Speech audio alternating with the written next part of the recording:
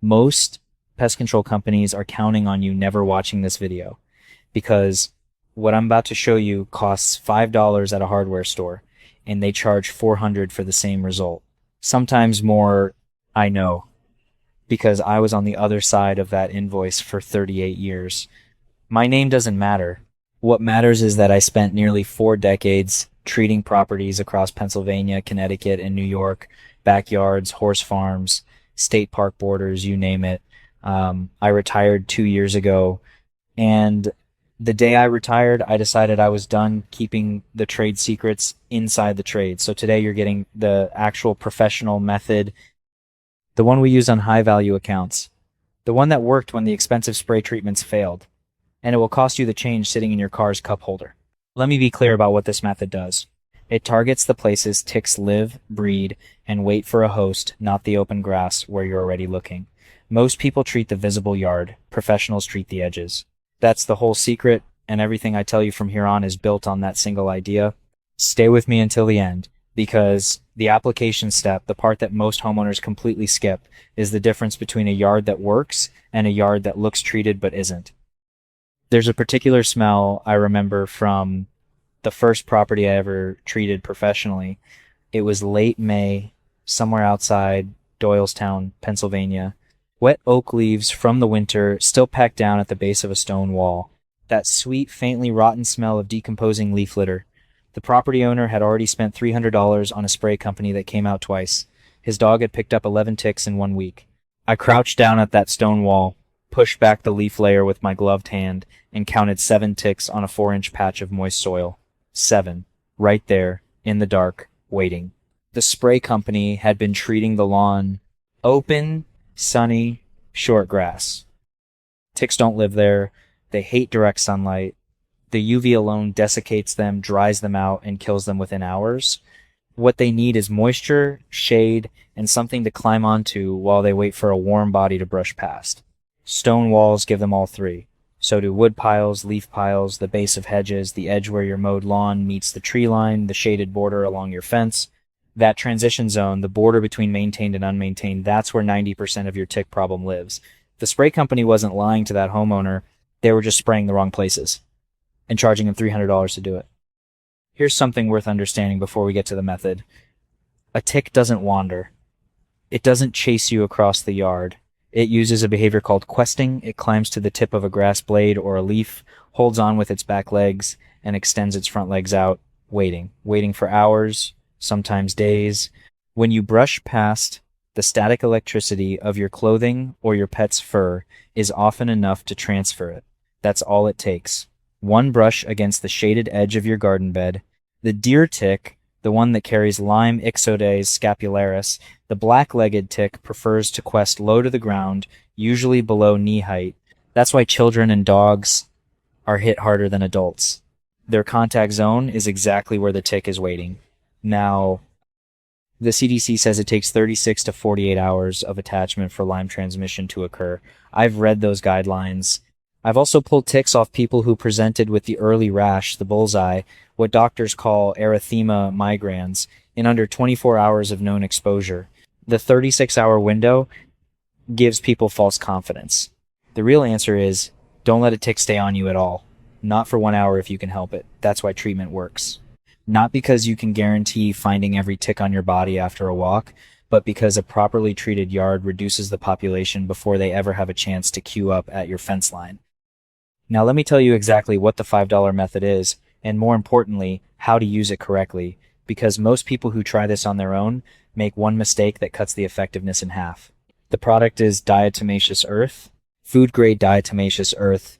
You can find it at hardware stores, farm supply stores, sometimes even the garden section of big box stores. A 4-pound bag runs between $4 and $7 depending on where you buy it. That same 4-pound bag can treat the full border of an average suburban backyard. Here's what it is, in plain terms. Diatomaceous earth is the fossilized remains of tiny aquatic organisms called diatoms. Under a microscope, every particle looks like broken glass. To you and me, it's a fine white powder that feels like talc. To an insect or a tick, it's razor wire. It penetrates the waxy outer shell of the tick's exoskeleton, causes it to dehydrate, and kills it. no nervous system poison, no residue that migrates into groundwater. The EPA classifies food-grade diatomaceous earth as safe for use around humans, children, and pets. This is not a new idea. Research out of land-grant universities in the Northeast has been documenting its effectiveness against soft-bodied insects and arachnids since the 1970s. The pest control industry has known about it the entire time. But a $4 bag doesn't generate recurring service contracts. That's the math you need to understand. Before I walk you through the application, I want to address something. If you've ever pulled a tick off your dog, really gotten down there with the tweezers, trying to get it out clean without leaving the mouth parts behind, you know exactly what I'm talking about when I say this problem is personal. It's not abstract. It's on your animal, your kid, yourself. And the idea that there's been a simple, cheap solution sitting on a hardware store shelf this whole time while companies charged $400 to walk your property with a backpack sprayer, that should make you angry. It makes me angry. And it's why I'm here. Now, the application. This is the part they skip in every tutorial you'll find online, and skipping it is why people try diatomaceous earth and say it didn't work. Step 1 is timing. Diatomaceous earth works mechanically, not chemically, which means if it's wet, it clumps. Clumped powder doesn't pierce anything. It just sits there like wet flour.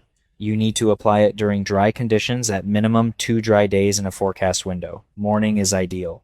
The dew is burned off, the ground has surface dryness, and you have the whole day before humidity creeps back up in the evening. Step 2 is location. Don't broadcast it across your open lawn.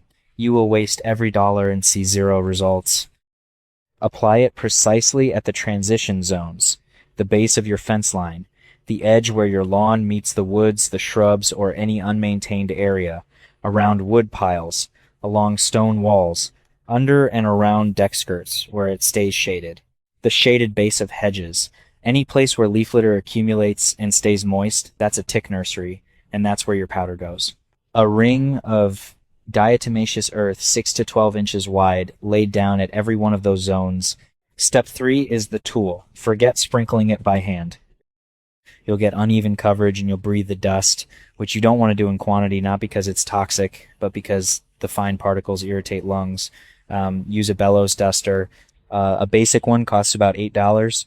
It forces the powder into the base of vegetation, down into the leaf litter layer, exactly where the ticks are, not just on top of it. That penetration is the difference between surface decoration and a barrier that actually works. Step 4 is reapplication. One treatment does not last all season. Rain resets you. A good soaking rain means you need to reapply within 2 or 3 days of the soil surface drying out again. During peak tick season, April through July in most of the Northeast, plan on reapplying after every significant rainfall. Keep a bag in your garage. It's $4. That's your season's worth of protection for the cost of 1 cup of coffee. There's an important distinction I want to make before anyone picks up the wrong bag at the store. There are 2 types of diatomaceous earth on the market, food grade and pool grade. Pool grade has been heat treated into a crystalline silica form. That version is hazardous to breathe and should not be used around the yard, children, or animals. Food grade only. If the bag doesn't say food grade on the label, put it back on the shelf. Now here's where the professional method diverges from the home DIY attempt and where you earn back everything that $400 would have paid for. When a trained operator treats a property, the diatomaceous earth application is the perimeter hole that maintains the line after the initial population is dealt with. What professionals do first on a high tick pressure property is reduce the existing harborage. That means physical clearing. You cannot powder your way out of a thick layer of leaf debris that's been sitting against your fence since October.